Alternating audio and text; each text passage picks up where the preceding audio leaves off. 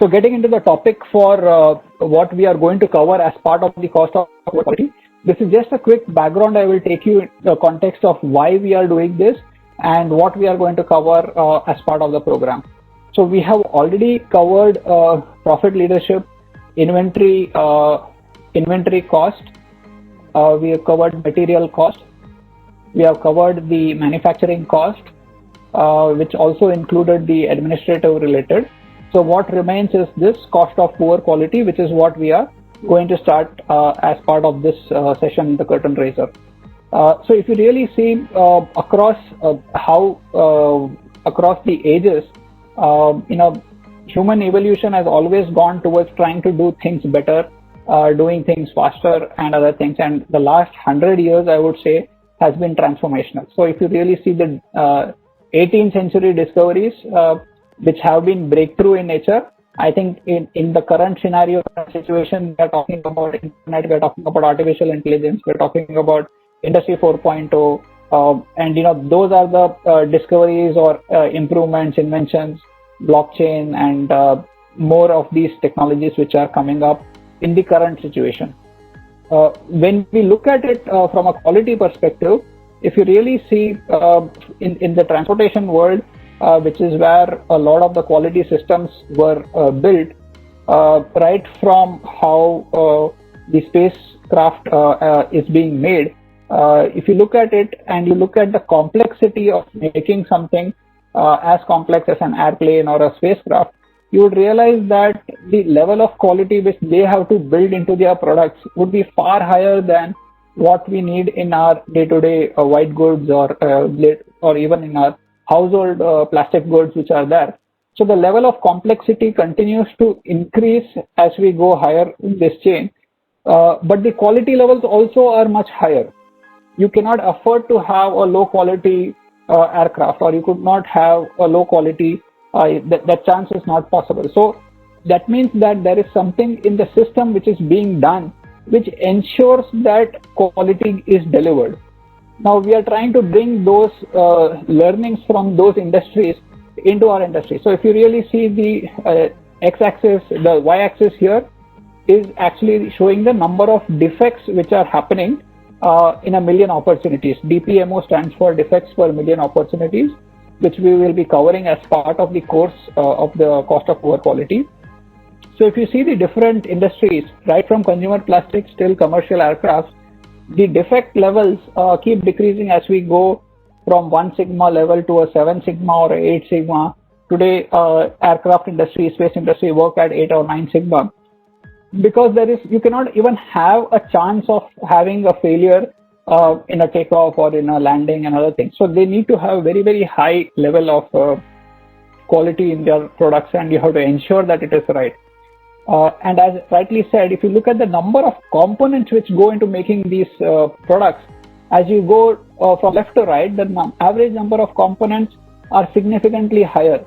So that means that there is systems available, there are processes available, which will ensure that you can deliver quality.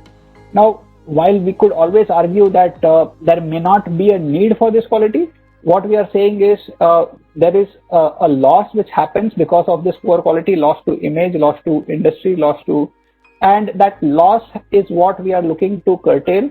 And given the challenges which we are faced with, every penny saved is a penny earned. So that's the focus of this particular program. So India has, of course, transformed from monopoly industry to completely getting Atmanirbhar, where the focus is, and where we are talking about we need to now start challenging the Chinese quality or the good quality which is there. And though they have gone ahead in terms of technology and other things, I think if we take the actions today, it will reap a lot of benefit as we go ahead. And that's what Enchi was mentioning in his talk, that this is an opportune time for us to invest in our systems, invest in our processes, such that we are able to at least achieve what they have achieved when industries are looking to invest in India. So which is right, customer first or profit first, right? So this has been a dilemma for most entrepreneurs. And what the quality gurus have stated always is that if you want to really deliver value to customers, you focus on three things. One is the speed at which you deliver, which means that you should deliver it on time, in full. That becomes one focus area.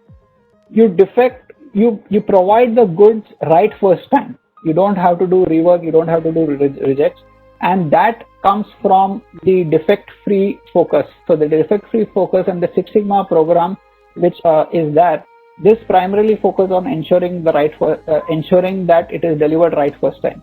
So this becomes the focus area for the COPQ program. We have already covered the speed part as part of our manufacturing program, which we did in the module 2, where we covered these systems 2 and 3, inventory and lean. And the last but not the least, which I think will happen in the upcoming programs, where we are going to talk about total employee involvement through certain HR interventions and HR programs, which we can do. So that becomes the other element. So one is the process side, one is the people, and the speed side. So the focus of COPQ, we have already covered this part.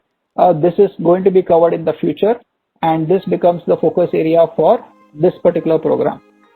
Now, when we talk about COPQ, what we will start with is trying to understand how do we measure the cost of poor quality, what all goes into the measurement. A lot of times, what you value is what you measure, right? So when you see something which is money going down the drain, once you realize the value which is there in terms of the cost of poor quality, that's when we would start to act on it. A lot of time what happens in industry is you don't realize that this is the cost of poor quality and what is the repercussion of that. Once you start putting the value in terms of money terms, in terms of the cost of poor quality, that's when you will start to improvise it. So we are going to look at what all contributes to the cost of poor quality, be it the appraisal cost or prevention cost, which means that what systems you have in the organizations which allow you to, you might be doing inspection, 100% inspection might be done. You might be doing a lot of testing which would be done. So these are costs which will ensure good quality. And then there is cost of poor quality, which is in terms of failures, in terms of your reworks, in terms of your rejections and returns, which comes back from the customers. So when we look at the total cost which is going to be there, as we do the improvement program, the cost of poor quality, as it comes down, your total cost will keep coming down and your profits would go up. So that's the essence. So first we will try to understand and estimate where is our total cost of poor quality, where are we today, put a baseline to that. In this process of doing this and the data collected from the previous programs, we will be trying to understand that what is the cost of warranty, what is the cost of rejections. These things are something which are very visible, but there may be a lot of invisible elements which we will also try to focus on in terms of, let's say, expediting cost or premium shipments or unsafe workspace and late deliveries which happen. So these are all things which we will focus on in terms of trying to identify the cost of the poor quality.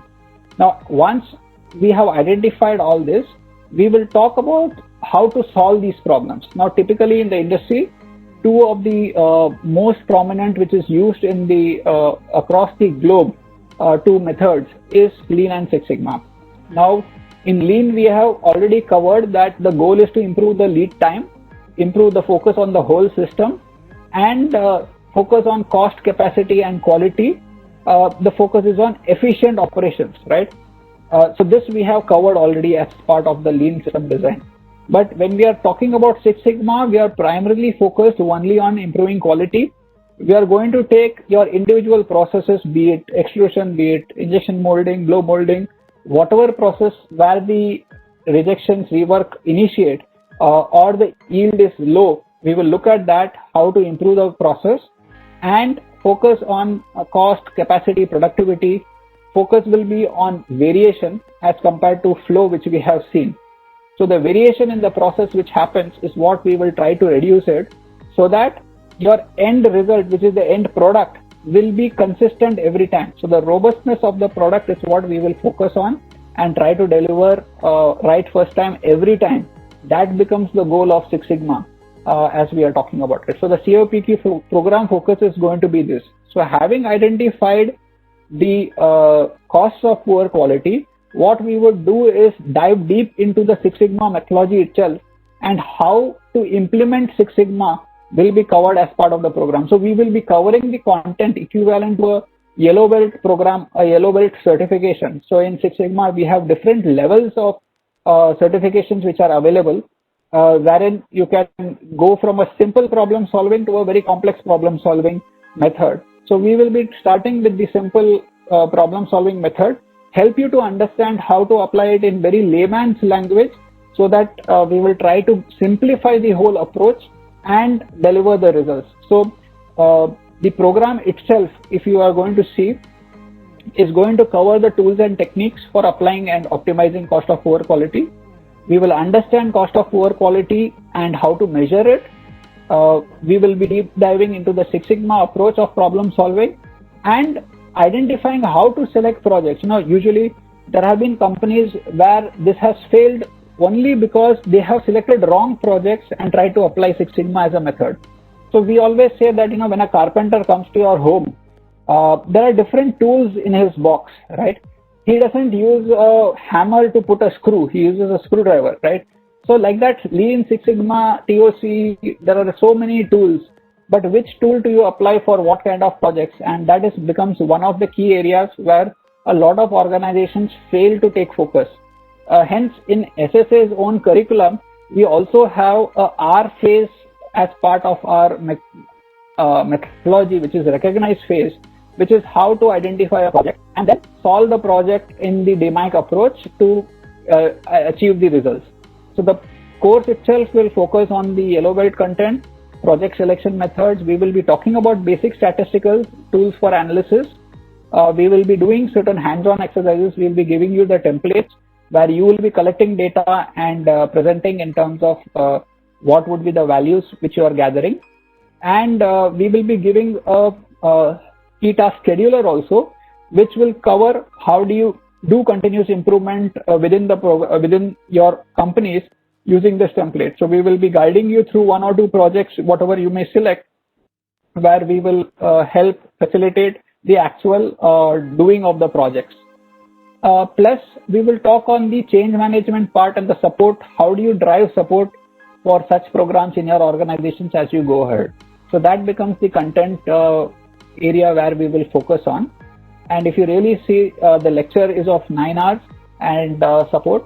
This program is planned to start on 9th December through 23rd. So as you can see that we have the lectures, and what we have on the alternate days is something which is the data review session and support session, which we will offer, trying to support in terms of giving you action, saying that as part of the theory, we will also give you very prescriptive what needs to be done, and that data will be reviewed and supported through our consultants to ensure that how you are selecting a project, how you are solving the problem, and how you are going to do that, and give you direction till you at least identify the solution which can be later implemented by yourself.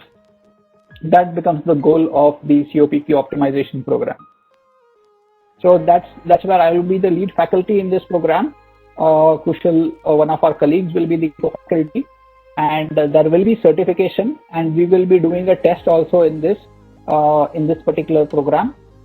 And once you do all the elements of this particular program, which is the training, the attendance in the support sessions, and do the activity of collecting data and doing the solutions and passing the exam, the certificate will be given.